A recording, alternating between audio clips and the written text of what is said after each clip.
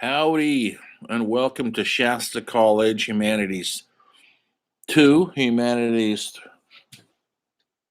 from the early modern world to current times. We are still in the second week of school, and so we're going to be in the early world, modern world for a time. I hope you have seen your first assignment in assignments. You have to watch a documentary on Martin Luther, a religious figure from 1500s or thereabouts, who changed the course of how we feel about organized religion. The Catholic Church from Rome was very, very powerful in those days, and Martin Luther came up with a proclamation and a manifesto that put a human face on religion. And he was a revolutionary figure who put his life at risk to do this, because in those days, if you went against the Roman Catholic Church, it was not an easy thing to do. It took commitment and an ideal and a faith that what you were doing had value. And it did. And we're still feeling that value 500 years from now. Now, I know some of you right now are thinking, oh, Martin Luther King. Sorry, the wrong minister.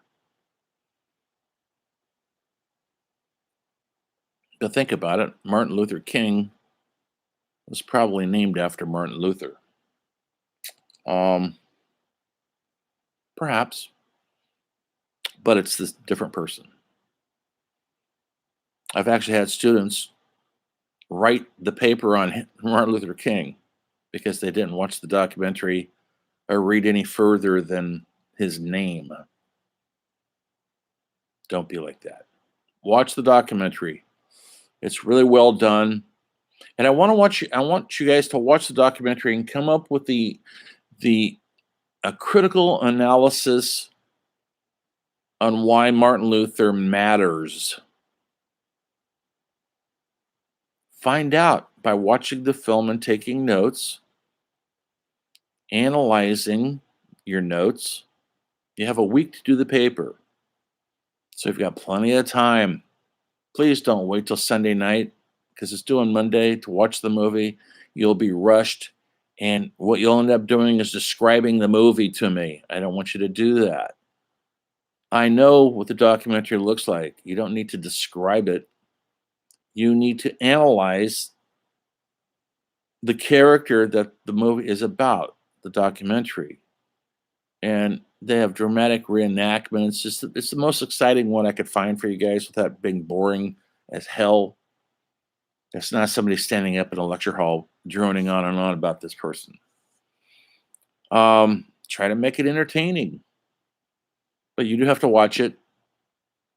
And I suggest you watch all of it. And write a 3-page minimum, 3 pages minimum, 5 pages maximum. You can write more if you want. I don't care, but it has to be in those parameters. Writing a certain amount of pages is part of the discipline of writing academic college research papers. So that's why I do that. Plus, some people will hand in a paragraph. Not enough. Go deeper. And if you need help to go deeper, just keep asking yourself, what was I watching? What did he do? Where did he go next? What was his teachings? What did he write? Remember, it's not a biography of Martin Luther. I don't need to know when he was born, where he went to school, or what education he had. I need to know why he matters. And that's trying to get at the critical analysis of this human who lived 550 years ago. Try to get at who he was. You don't have to be right. There is no right or wrong. I just want to see you looking deeper, trying to discover why this person mattered during those days, why he still matters now, although most of you probably never heard of him, but he still matters. Um, you write an MLA. I don't care if it's APA, MLA. Follow one format or the other. This is a humanities class, so technically it should be an MLA. Do you know what that is? Have you done that before? Well, you might have to look it up.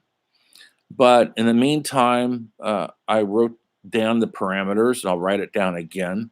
But MLA is a formatting to do these kind of research papers. Um, you put a title page, and the title page should have the title of the paper, and not just essay one. Put Martin Luther, so I know what paper you're writing about. Or if you want to come up with a tricky title of your own, not a boring title like that one, please have at it. Put your name. I know that sounds uh, like why redundant, but believe it or not, some students don't put their names on their papers because they're handing it online. They assume that it's all submitted online, but sometimes these papers have a tendency to get maybe lost in the process somewhere. And in the old days, I used to have students hand in their papers in class. So put your name on it, put the title of the paper, put the name of the class, Humanities 2, and the date. There you go. That's all you have to do. Move on. Your first page should have what they call a running header at the top with a page number. It helps to have the title in the running header. If it doesn't, it's okay, but you should have it in there. You know how to do a running header? Put the page number in the right-hand corner on every page. Don't hand a paper in without page numbers. Formatting is just as important as content, although content is the key to getting the 10 points. It's only worth 10 points, but the whole class is only worth 110 points, so it's important. Each of these papers are important. If your paper doesn't walk and talk like an academic research paper, you'll lose some points. Why go through that? Make sure you're doing spell check. Make sure you double space everything.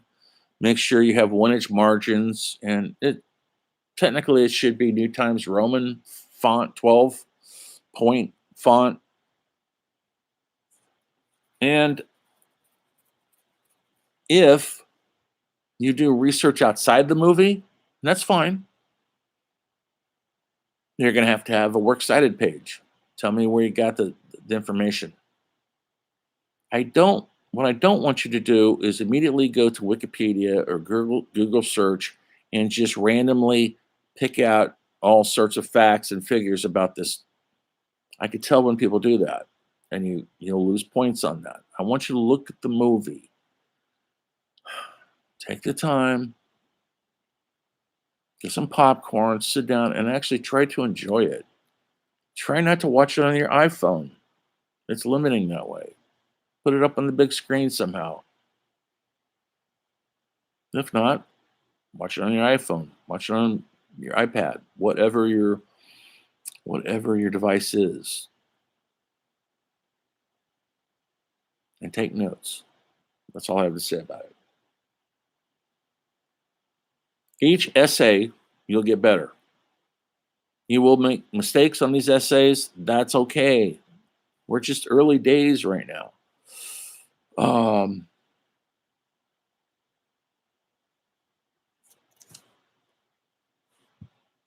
I hope you had time. I'm throwing out a lot of documentaries out there. See, because we're not in class together, I would be showing you clips and highlights from these things, but we can't do that. So I do try to find documentaries that aren't too long. And so I had you watch. Hope you watch it. And modules, a couple other figures that were important. So Thomas More. And I try to keep the documentaries, the ones I could find, kind of short, 10, 20 minutes.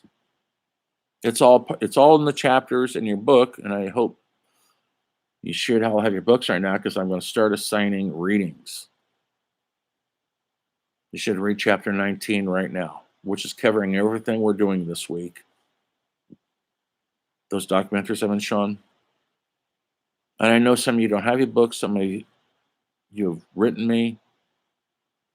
Hopefully you get them soon because it will help you discover this world that we're going into. Besides just me yakking at you or documentaries I'm throwing at you, you'll see the context in the book.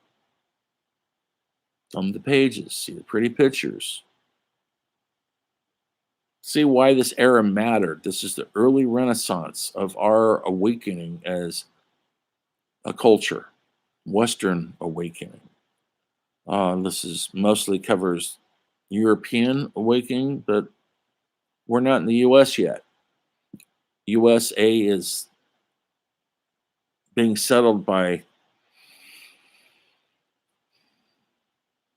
and it's pretty primitive. We don't have any cities set up or schools set up, nothing. But Europe is very sophisticated.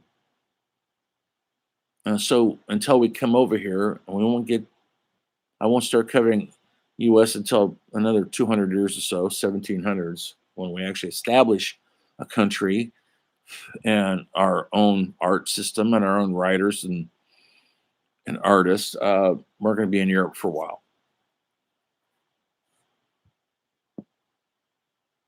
So today, talk about Shakespeare a bit.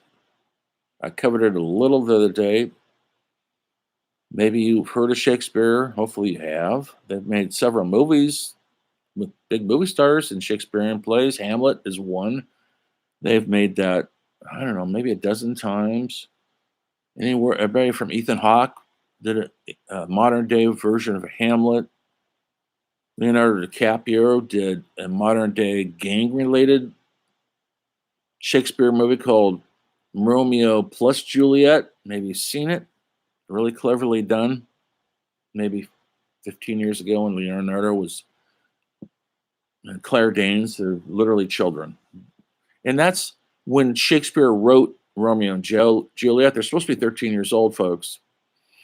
This is their first love.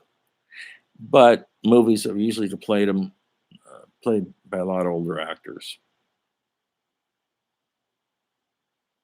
Maybe you read a Shakespeare play in your time in high school, possibly. If not, I suggest you read one. They're not easy to read. It takes discipline to understand Shakespeare and the poetry, the height and the language. It's called iambic pentameter. That's how his dialogue was written. Was that how people talked and spoke in those days? No. This is theater now.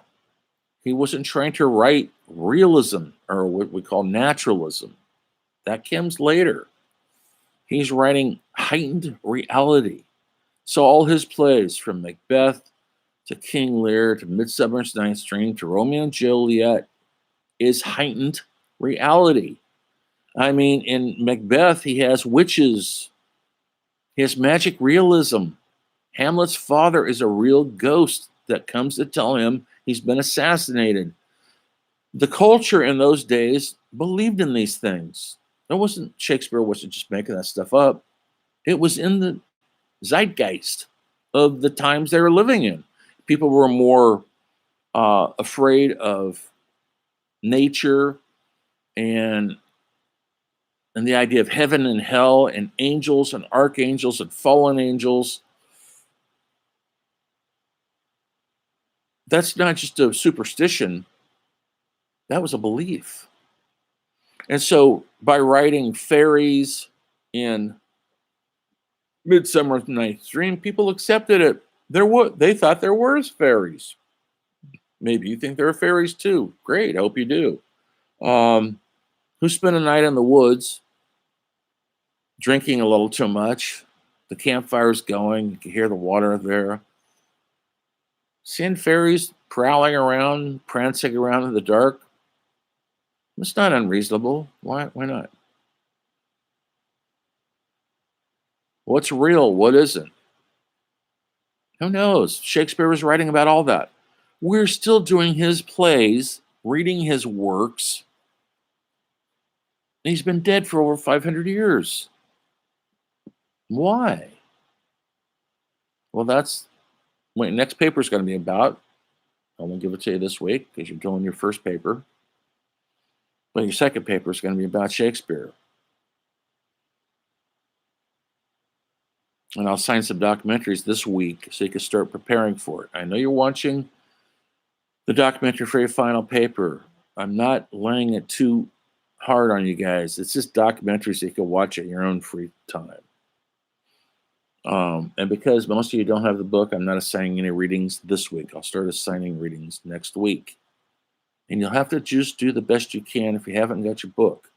I know Shasta College bookstore is hard to deal with, but I've made suggestions. On Amazon, they have it for rent. And Chegg, is that how you say it? I've rented books from them. They're really reliable. You get to keep the book for 6 months. As long as you don't mess it up, you send it back in the box they send it to you in. So it's a good system. And it's quick. The mail system's pretty fast right now. Or FedEx or UPS, whatever. You should be able to get your book here in the next, you should have it now, or very close to now. And I know some of you have written me saying you've ordered it and it's coming. Okay, that's great. That's awesome. So, Shakespeare, in his time, he's a mystery. Now, this is before we kept records of everything. We don't even have birth certificates in these days. We don't know where people went to school, or we just have vague oral history that was passed down. And so there's always been a mystery surrounding somebody like William Shakespeare. One of the questions is, because he wrote all these incredible plays, from Julius Caesar and Antony and Cleopatra to Macbeth, about kings and queens and prince in far off lands. These people aren't usually in England. Did he travel a lot? We don't know. Not really. I'll have you guys watch a little bit of a documentary on Shakespeare. There's a great book I won't make you read, of course. If we were studying Shakespeare, I would. It's called Will in the World. It's wonderful. What was his world like? How did all this magnificent words come out of this human being at a time where most people couldn't read? Now, there have been controversies. Did Shakespeare write all of his plays? Some people think not. Some people think there were other playwrights of the time. Marlowe is one of them, that perhaps wrote some of these, and somehow Shakespeare has been given credit. But I'm of the belief that William Shakespeare wrote his plays. I studied Marlowe. It's different writing style. Marlowe wrote some incredible plays, and they were contemporaries. But it's not Shakespeare. Shakespeare, the last 5 years of his life, produced 5 revolutionary plays.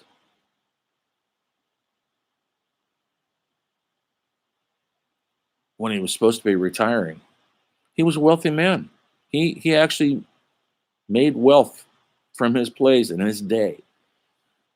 He created a theater, the Old Globe, which has been rebuilt. It was destroyed by fire many years ago. They rebuilt it to Shakespeare's specifications. It's there in London. They do Shakespeare and other plays there every single year. Not during the pandemic. You can see it on YouTube if you're interested in things like that. Some amazing actors, and you know a lot of them if you go to movies, British actors, have been on the Old Globe stage doing Shakespeare how it was meant to be seen. It's outside, folks. When it rains, people just wear rain jackets. When it's cold, it's cold. When it's hot, it's hot. Who was Shakespeare's audience? The common man. It wasn't educated aristocracy, wealthy people. It was the common man, and they loved it. They adored it. They understood it, the language. They understood what they were seeing was a magical human condition that they'd all experienced in some form or another. Because in everything in Shakespeare, there's something you could relate to.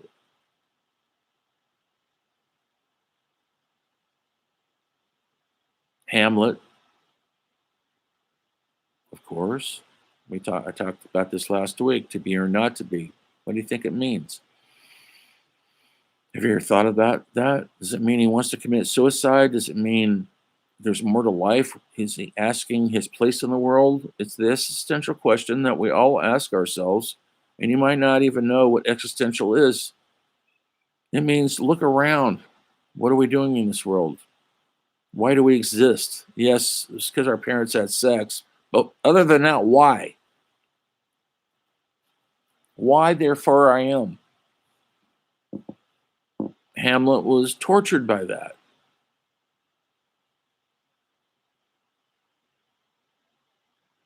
And so many of his flawed characters from King Lear and Macbeth were tortured by their humanity. And that's what makes Shakespeare still relevant to this day. And that's why he mattered then. That's why he matters now. Because he held up a mirror to the culture. And it's a lot different culture than we have now. But our humanity hasn't changed. No, they didn't have cell phones in those days. They didn't have electricity or cars or airplanes. No Facebook, no Instagram. And yet we see ourselves in those plays because the people who were watching them 500 plus years ago saw themselves in Shakespeare's plays.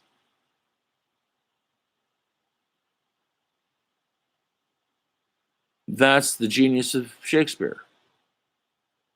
He held up a mirror to who we are, and he asked the simple question: to be or not to be. Not such an easy answer, though, huh? Anyway, the great novelist, I'm going to end on this. The great novelist Flannery O'Connor, who I'm going to talk about later, it's a woman, by the way, who's long dead. She used to teach writing. And people always ask this. Maybe they've asked you this. I don't know. Maybe you guys keep diaries or you're bloggers, or maybe you've tried to write a play, or maybe you've written something, that short story is something. And people go, well, what's it about? I don't get it. How does it end? What does the ending mean? You hear this all the time in movies. Well, what is it all about? What does that ending mean? You know, and her great quote, she taught at the Iowa Workshop for many years, and the Writing Workshop, which is a prestigious writers workshop. She said, as writers, novelists, it's not our mission to solve the mystery, but it is our mission to deepen the mystery. Good luck in your papers. You know how to get a hold of me. See you next time.